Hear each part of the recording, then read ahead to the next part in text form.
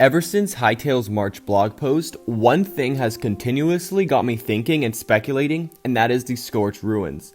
This mystery of Zone 4 has not only sparked my interest, but has got me theorizing about this more than any other area of Hytale. I really want to uncover the mysteries of this area and find out how it ties with the lore of the game.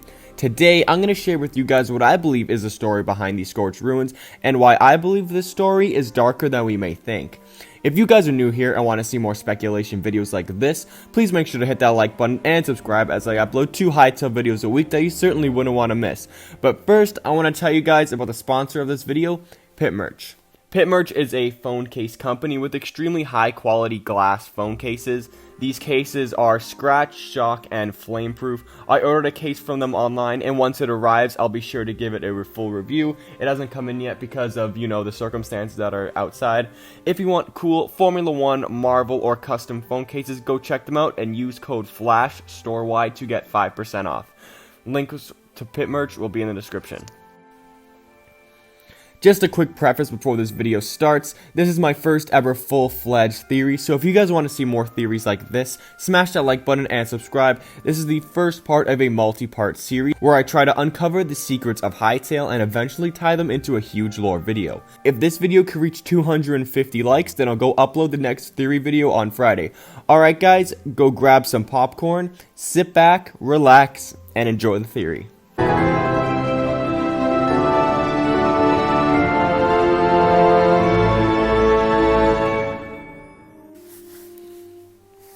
For those who don't know, the Scorched ruins are an area/biome of Zone 4 that is seemingly abandoned, but were once a thriving village. I want to dedicate some time of this video to discuss the name Scorched ruins. I think most would look over the name because, it's in Zone 4, and Zone 4 is the fiery, scorchy type, zone, and it's kind of just like wordplay, and Hytale needed something that sounded cool, but I really don't believe that's the case. I agree, with Scorched and the heat and fire theory, but I think it's called Scorched due to the fact that everything is extremely dry, dead, drained of life. Pretty much everything is lacking in moisture. This ties in well, as we know the surface of Zone 4 is burnt and completely uninhabitable, but I don't think that was always the case in Zone 4. Zone 4 looks like Zone 1, but just flipped. So I think something really bad happened to Zone 4 that just completely drained the life out of it, which caused a crippling effect to the ecosystem, causing some sort of biological catastrophe, resulting in everything to be flipped upside down, and I think that has to do something with Void or Varan's magic. In a screenshot, we can see that a building from these ruins looks to be right next to Zone 3, and in the distance there are mountains of Zone 4, so I think that the Scorched ruins are on the barrier in between Zone 2 and Zone 3. It's kind of like the bridge to like each zone. So this confirms that Zone 3 and Zone 4 are right next to each other, and that could add to the fact that Varan's magic is the reason that Zone 4 is destroyed. I personally don't believe that Varan himself destroyed Zone 4 though, but if I am not mistaken, I think there is a Varan magic worshipping cult in Zone 3 that makes spells and uses magic. I wonder what they're called. Oh yeah, the Outlanders. I think the Outlanders are behind the destruction of Zone 4. There were videos of these Outlanders casting spells where there are hints of the spells going wrong. A good video describing this was made by Quebec Corner, or Connor as other people know him, where he theorizes that maybe some failed Outlander spells or any other type of Outlander spells could change any being into maybe a crawler or this big colossus creature.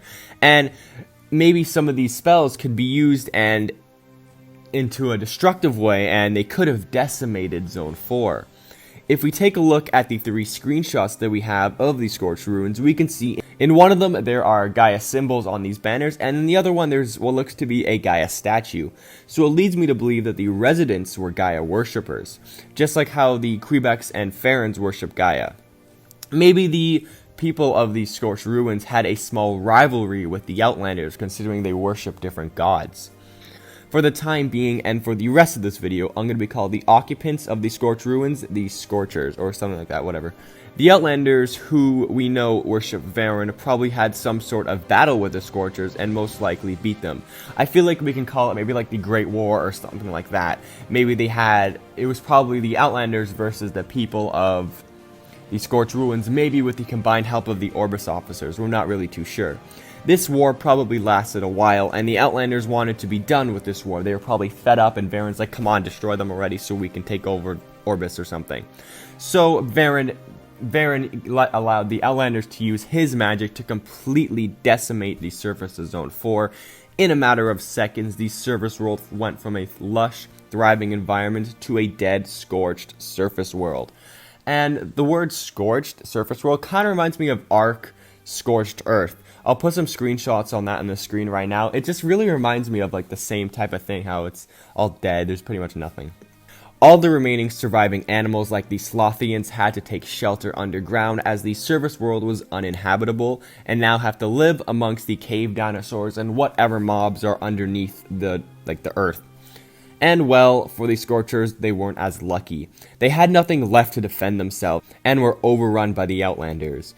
We know that slavery has a part in Hytale, as the Saraks enslaved the Farrens in the past, so I believe that the Outlanders could have possibly enslaved all the remaining Scorchers and tested their magic spells on them before using it on themselves so they know it would be safe.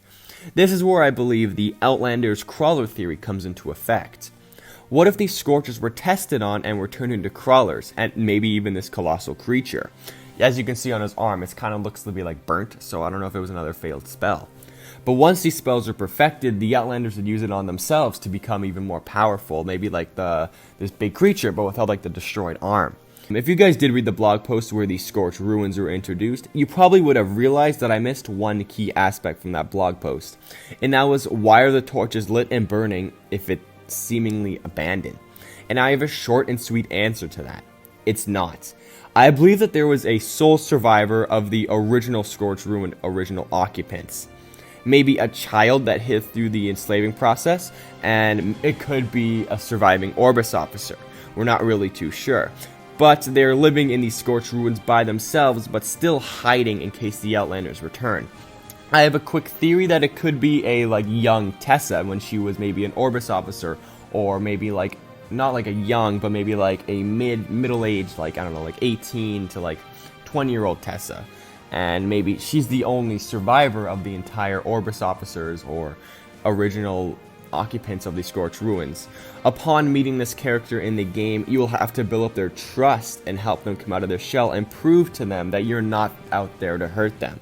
I think this would be a huge and super cool aspect to the game. It kind of reminds me of Alien in that sense too, but I personally haven't played a game that has done something like this, and I think if that happens, it'll be really cool. And if we get some sort of cutscene that maybe shows you the past, maybe the giant battle that they have, or the enslaving process, I think that'll be really cool. And the history in Hytale is seemingly really dark, and I really like it. I don't know why, I just really do. But guys, this is all just a theory. Or is it? So guys, that is all I have for you today. If you did enjoy, please make sure to smash that like button and subscribe, as I had tons of fun making this. And remember, if this video reaches 250 likes, my next theory video will be out on Friday. So once again guys, I hope you all enjoyed, and have a great day.